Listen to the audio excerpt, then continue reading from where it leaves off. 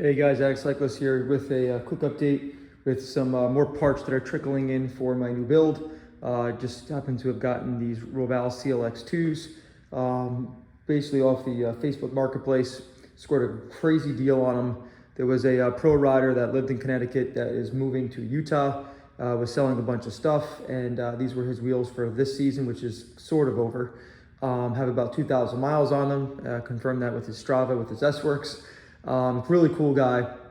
And yeah, so I scored these for $1,500 shipped, and couldn't be happier. You know, I've always loved Roval wheels. I have a pair of CLX 64s on on my Specialized LA Sprint. That's my trainer bike and previous crit bike.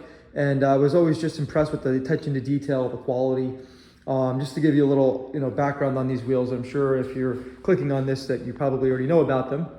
But if not, I've been rolling on the Black Inks, the 60s now for about 3 years. So the Roval is pretty cool. So it's a staggered type setup here, kind of like the Envy system, which you see a lot of new wheels kind of go in that direction, where the front is a little bit more shorter depth and a little bit wider, and then the rear obviously is a little bit more aero. So the fronts are 51 millimeters in height. You've got 35 external diameter, which is really cool because the leading edge kind of is like a little bit bulbous, we'll call it.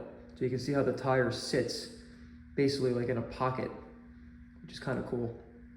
And the front is a 21 internal width, and then the rear is 60 mil deep with 30.7 external and 21 inner. So the Black Inks that I've been rolling on are 21 and 30. But again, not a staggered fitment. These 60s are actually 56 millimeters, so not even a full 60. But what I found was, I haven't really been enjoying the crosswind twitchiness of these wheels, and especially, the ride that I just did where I was descending in the Poconos. So I wanted something that was designed around a little more of a compliant wheel in terms of how it's going to be affected by crosswinds. So the Roval is very unique because it is so wide.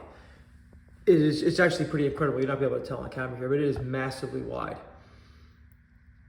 And then the rear is pretty narrow here, so you can see the shapes where this is kind of like rounded, and it's got more of like a wider section through here, and then of course the rear wheel is a lot more narrow through there.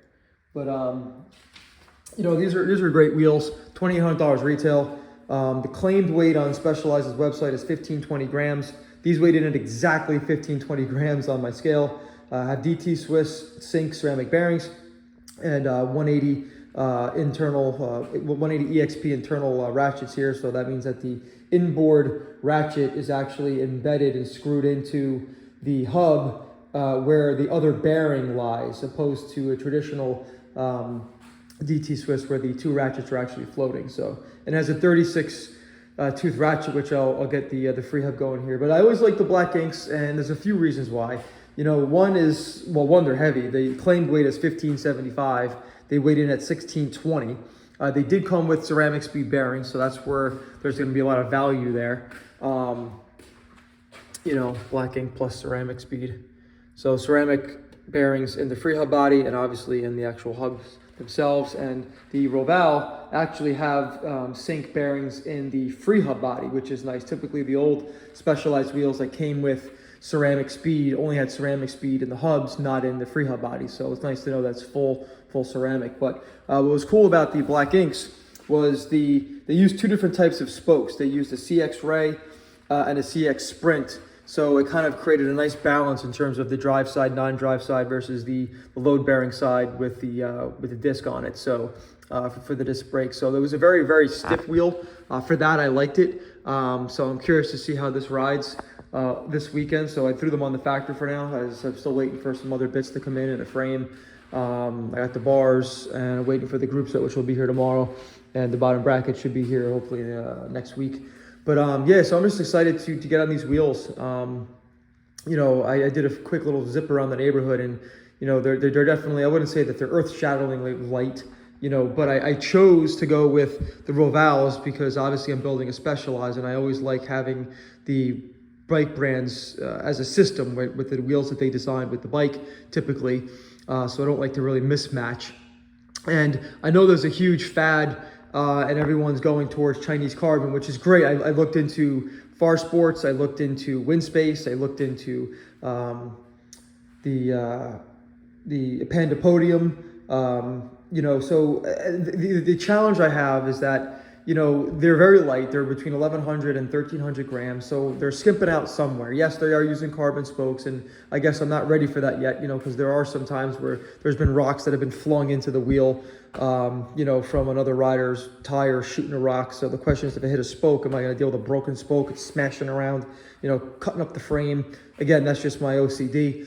But again, it's got to give. So typically when you're dealing with the Western brands and the big brands, the amount of testing that they've done are usually more than 2 times the standard.